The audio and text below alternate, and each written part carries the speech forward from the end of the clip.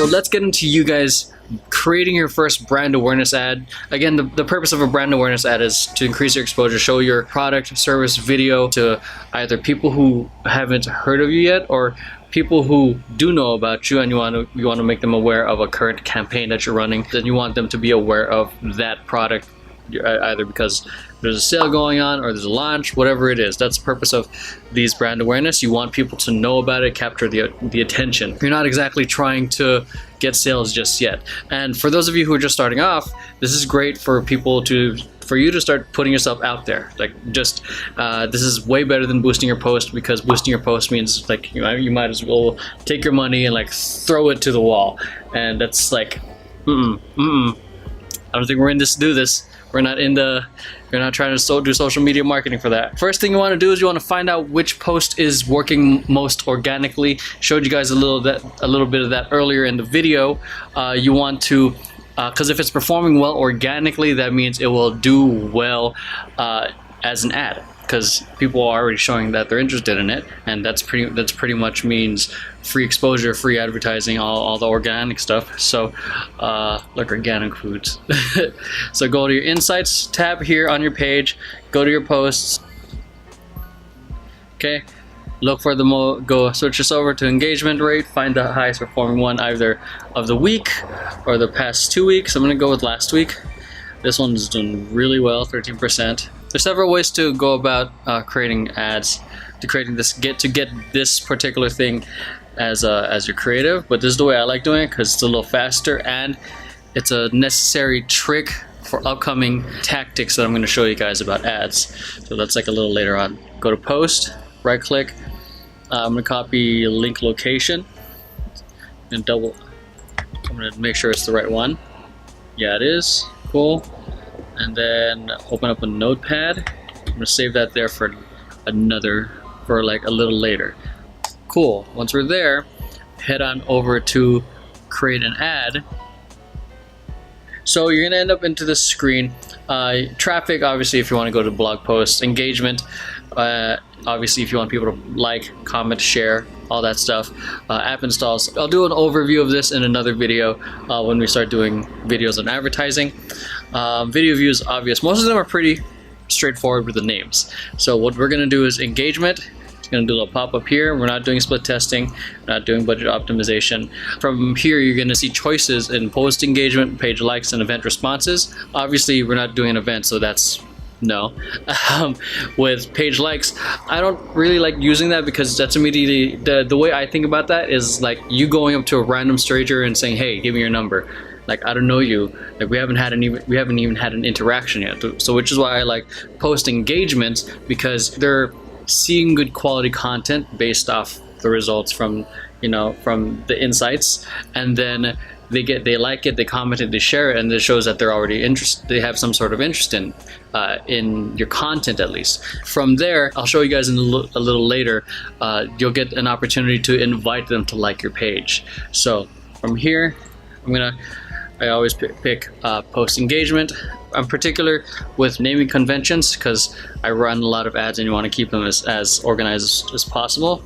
So I call these BA, brand awareness ads, and I describe it. Generally, when I'm running brand awareness ads, I keep everything in one, like brand awareness, and I keep everything in one campaign. But I don't want to confuse you guys right now.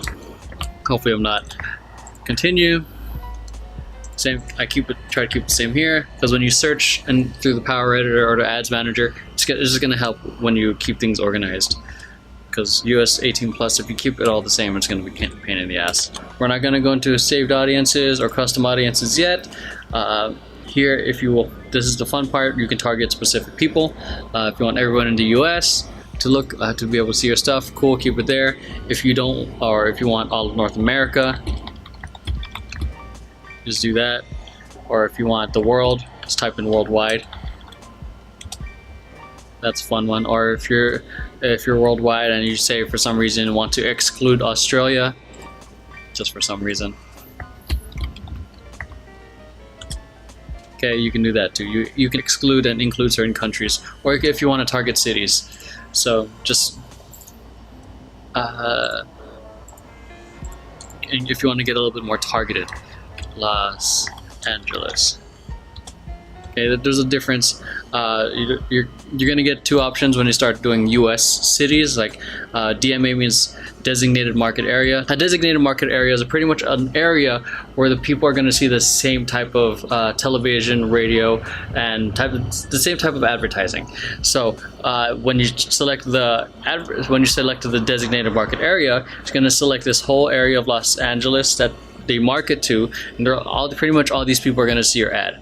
So it's a pretty big region. See, going from here, going way past Victorville. So those of you who live in LA or who've been to LA or California, it's a big, say first, if you want to get a little bit more, more specific, you can just target the city, a little bit more targeted within the 25-mile radius, or you can get really specific. What type? What 91210? We'll do Beverly Hills. 91210? 91210. Or whatever. That's Glendale. I might be getting the wrong zip code for some reason. Okay, see, now you can target specific zip codes. So depending on what you want to target, it's up to you. Notice the right here though, it does get smaller. So you generally want to keep it right in the middle. 1 million audience is good if you're really trying to get super targeted for your marketing. But if you're trying to get brand awareness, a little bigger is good. And again, depending on who your target audience is going to determine what you do with these locations and these interests, the genders and ages. So I'm gonna go with, I'm just gonna do worldwide, just to keep it easy right now. So keep in mind, if you do like an entire region, like all of North America, all of the world, there's gonna be areas that it does favor. Once Facebook starts seeing traction in specific regions, it's going to start favoring that and start putting more budget to that. So that's something to keep in mind, because if you're trying to market worldwide and for some reason Pakistan or India are getting more of the traction, and you're trying to market, I don't know, to Europe or something like that, those things that you want to be mindful for. Okay, but you want the whole world to see it? Let them see it. Okay, I got 2 billion people that can watch it. Okay, age, I know that most of the people that watch my stuff are like around this age, 18 to 45. Gender, up to you. If you're selling fashion, specific men's fashion or women's fashion, that can work. English is what I prefer to do, because I've had people respond to me in certain other languages and I feel terrible because I can't respond to them. I've had people respond to me in my own language of Tagalog, and I don't speak Tagalog. I have to have my girlfriend help me translate it. So going on to it, this is the fun part, where you get a little bit more detail, and also very important in terms of knowing your audience. So I'm going to be marketing to dancers, so for this video, obviously. So I'm going to be looking at World Dance. They're going to be checking that out. Okay, this one. Okay, as you can see, it starts getting smaller in the numbers here, and still a little broad, so I can try to bring it down a little bit more. That's fine. I'm not going to go too crazy with it. And you can even narrow your audience. So that means, like, all right, I want people who like hip hop dancing and also like Nikes. So I can add that, Nike. And what that does, it creates a little middle ground between people who are just super fans of Nike and super fans of dancing. You can even narrow it down further, who also like, I don't know, festivals. Now it's getting more and more specific. You don't have to go this crazy. You can just keep them to this first section. I'm just showing you guys that you can narrow it down to specific people who like specific things, or you can even exclude people. It's like, oh man, I don't want to show these to people who like Adidas. I love Adidas. Or Pumas. So you can exclude them to again get a much more specific audience. And again, the more you know about your target audience, the better you can create your ad. You want your ads to really appeal to the people who matter most to your company. Ultimately, the people that you want to show this to are the people you want to eventually become customers. So I'm just gonna keep this as is. Actually, kind of like it. Automatic placements, keep it as there. Placements is pretty much, you want it on Facebook, Instagram, audience network, meaning if you've ever been on clicked on the link on Facebook, it goes onto a different page. Still on Facebook, you'll see it on an ad there. Messenger, you'll see ads there. I'm pretty sure that you guys are seeing it there. I generally keep most of them, but I'm gonna, just because I want to get a little bit more specific, I'm turning this off. Suggested videos, I don't want, oh no, yeah, suggested videos. You used to be able to take this out. Lame. So instant articles, don't want that. I want this in the feed. Suggested videos, I think we're good here. Boom, cool.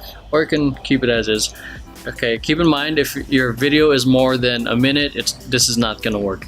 Obviously, Instagram only allows you to share a 1 minute video. You haven't done, there's nothing yet on Instagram TV for this. Okay, here, daily budget. You can go daily or lifetime, up to you. I honestly like both, depending on what you're gonna do.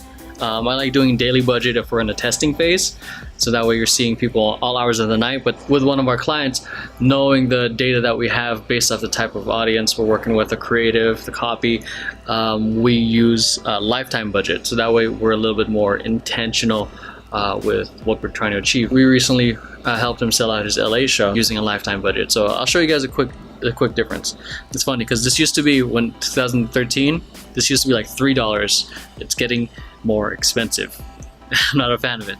$10 daily is fine. Okay, restart your date today, so that means I gotta set it to my current date and time. I generally I keep it as is, and for the brand awareness ads, I go 3 to 4 days. 5 days is cool too, but eventually I find it that these types of ads eventually start losing their effect the longer you let them go. Here, 3 days. Yeah, there you go. So you can do this daily budget, you're done, or you can do lifetime budget. Okay, you say your budget is $30 for the lifetime. Cool. And then what I like about this is you can run these ads on a schedule, because say you can do it for all hours of the day and all hours of the night throughout the week, but also you want to make sure that people are seeing it. So being a smart person, Fridays around this time is kind of busy, and between 12 a.m. to, depending on where you're at, this can be a little busy, and then you can make it so people only see your ad at a certain time.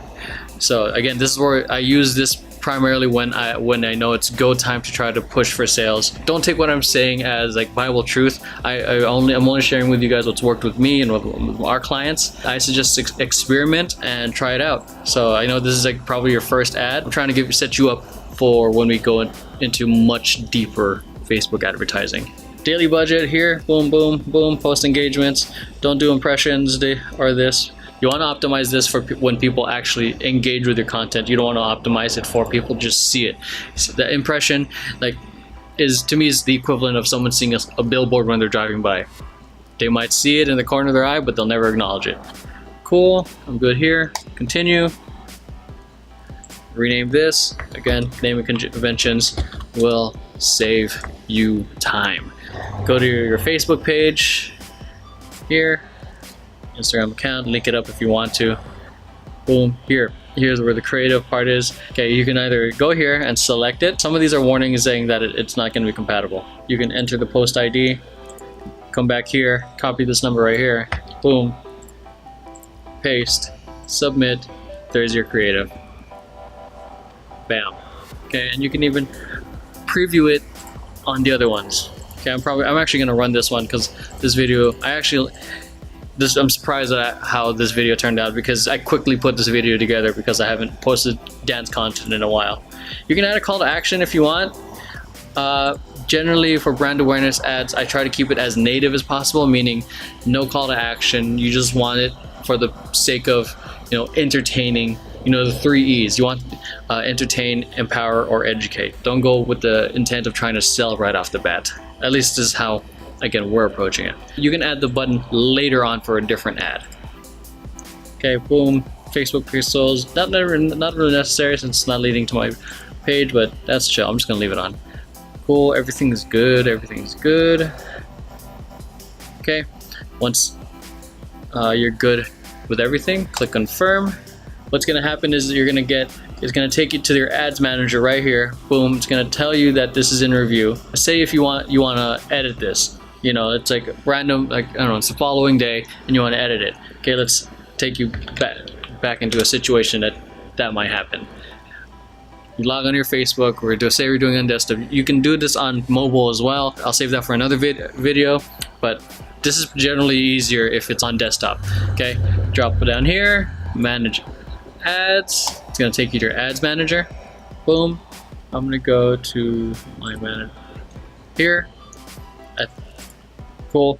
And then you can go there and hit edit. Okay, a couple things to also consider.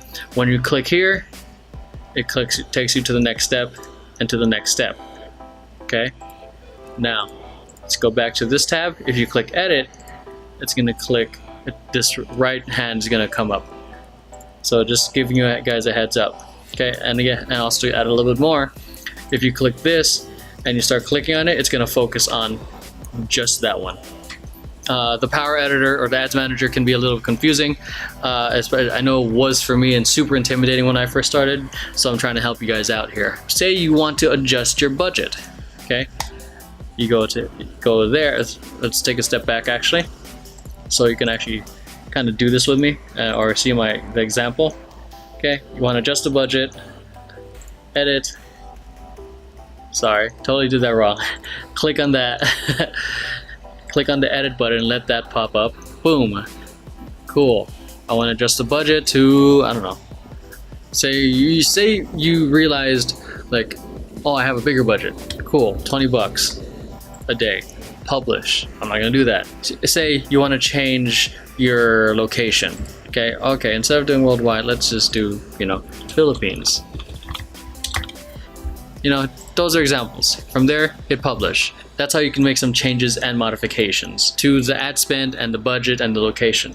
Now, what if you want to change the creative? Click here, okay, edit, and either create the post, get the post ID from another Facebook post, or select from here.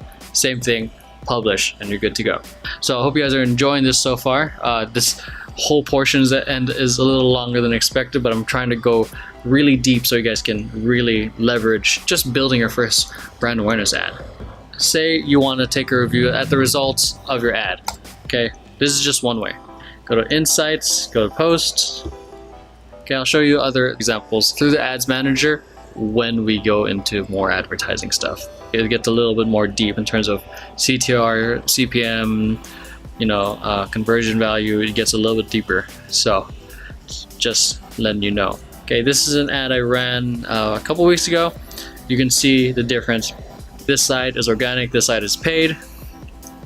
See that amount of reach, and you'll see that it got a lot of likes and engagement. Exactly what a page post engagement ad is supposed to do. Okay, it's supposed to get you likes, it's supposed to get you comments and shares. It's not really meant to try to generate traffic.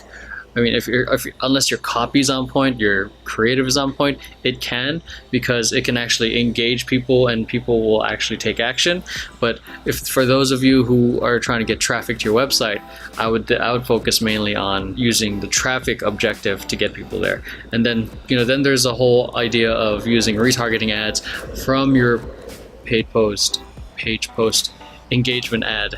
You can get really creative on using the ads. The most important thing is that you don't complicate it too much, because there's so much you can do with it, it can get complicated. Alright, so that's it. I hope you guys enjoyed today's video. If you guys got any questions, feel free to leave it on the comment down below. If you guys have friends and family who you think might benefit from this, make sure you share with them. And if you're not a subscriber, make sure you hit subscribe. Make sure you hit that bell so you guys are getting notifications whenever there's new content out. So that's it. Hope you guys enjoyed, and I'll catch you guys next time.